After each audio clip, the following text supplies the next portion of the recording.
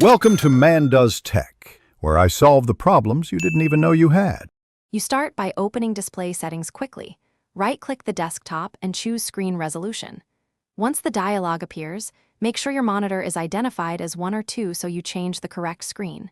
You do this now because choosing the wrong display wastes time and can confuse scaling. Next, note the current resolution and orientation so you have a baseline.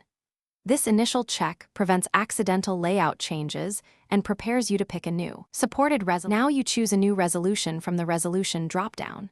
Pick one marked recommended when possible because it matches your monitor's native pixels and gives the sharpest text and images.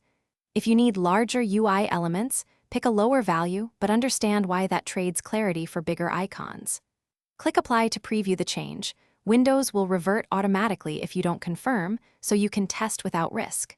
Once done, confirm to lock in the new setting. Finish by confirming the resolution when the preview looks correct.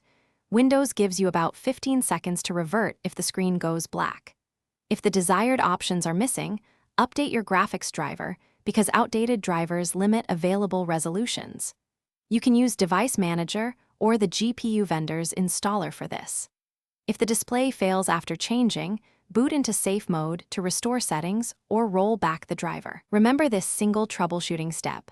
Update drivers first when resolutions are absent. Thanks for watching. If you found this helpful, don't forget to like and subscribe.